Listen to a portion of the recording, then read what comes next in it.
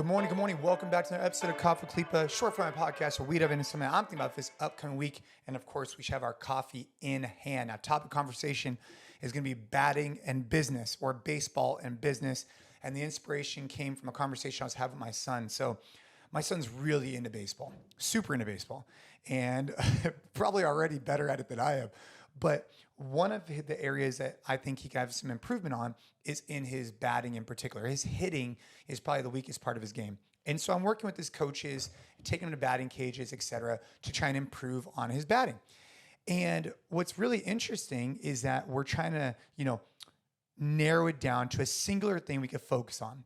So for example, Caden, he was trying to, when he was getting ready to bat, he'd be moving around the bat, trying to time, almost like he was in the major leagues, trying to time the ball and the bat movement and his foot and all these different things. It was just too complex for where he's at in his journey.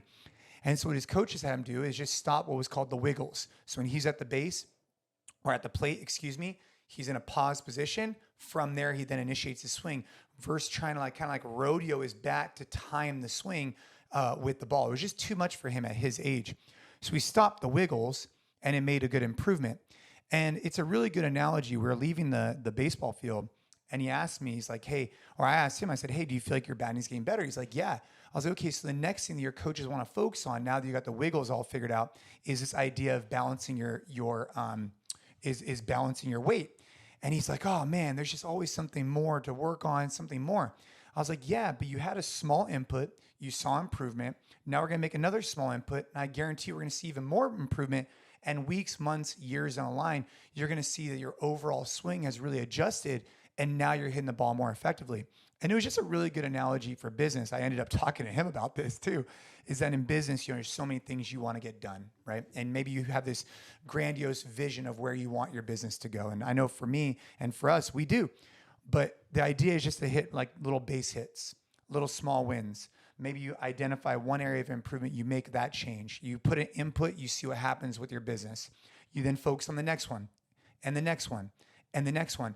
And these small base hits, one after another, then all of a sudden start to compound.